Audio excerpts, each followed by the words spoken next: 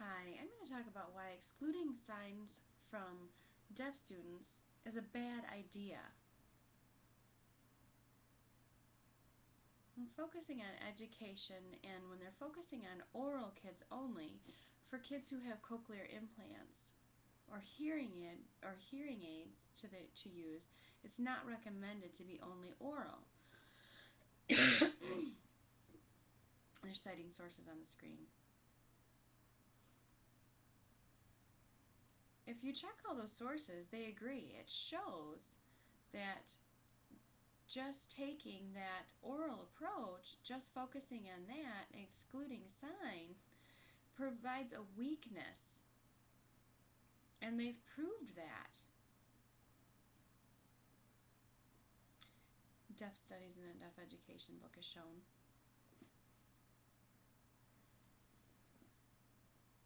Then kids fall behind in ASL, in signing, and in speech.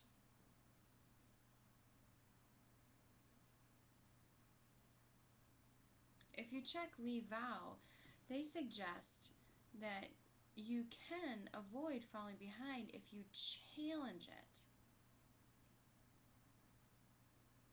If you have a cochlear implant and you only speak, and then if you involve the sign as well, it shows that they can exceed more.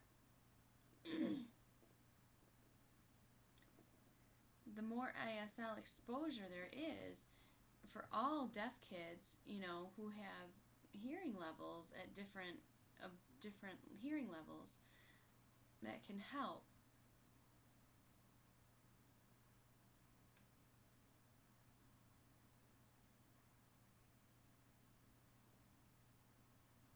Society as a whole looks at deaf people negatively.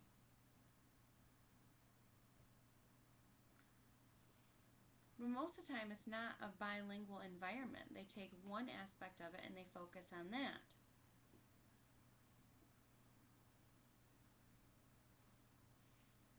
The deaf person can become skilled in their language. And the bilingual environment is wonderful. They can really develop if we would change, and society's view would change of deaf people. Instead, it would be a positive linguistical view of deaf.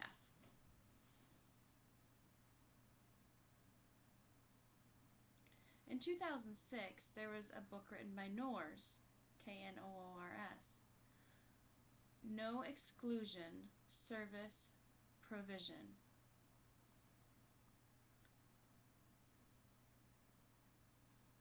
This means you cannot exclude ASL. It's very important for it to be included. You want to start teaching them young so they can clearly understand.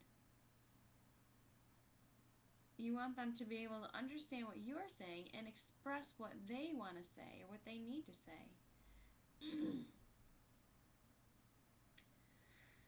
Some people are resisting.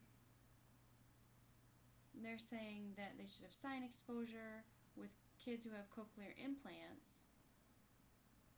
And they're saying they fully understand.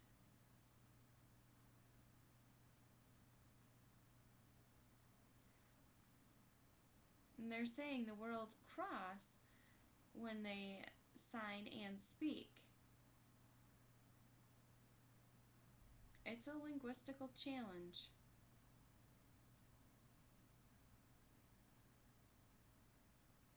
For the kids who learn sign and understand English are the ones who speak. Nothing more in depth has been done yet in this. But understand, English is not their natural language. For signing English, should we throw that out? Most of the time ASL is natural. But then people put up blockades for it.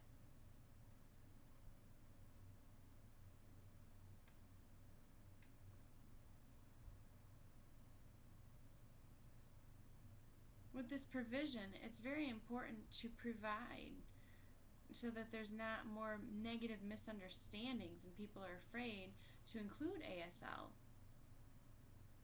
They want to ruin it, but it's actually the opposite.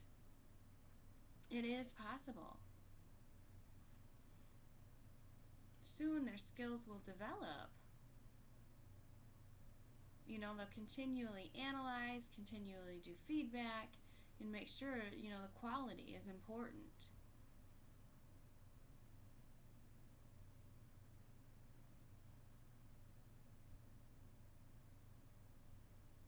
From Virginia Swisher in 1989, she did research, and she said deaf kids over and over, have a hard time learning language.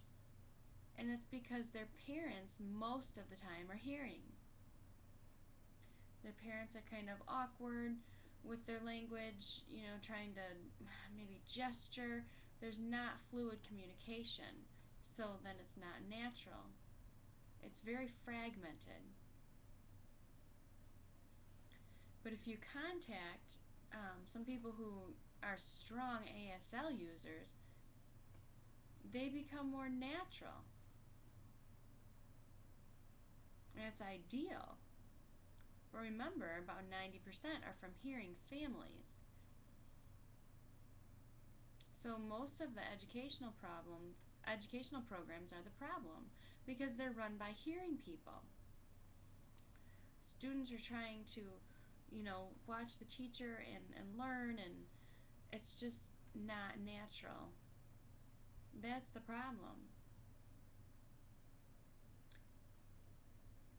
ASL is not normally the language of the teacher in educational situations.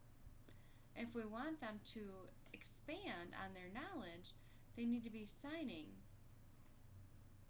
They use manual coded English, and they'll use their voice at the same time, and it's not very smooth. It's choppy. And it's harder for the teacher to understand what the student is saying.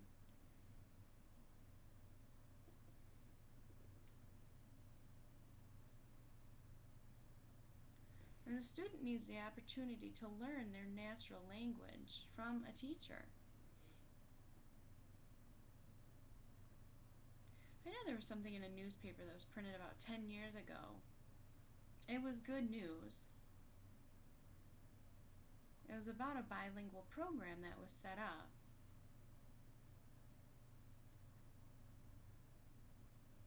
It was at a star center. They had English, and they were bilingual education.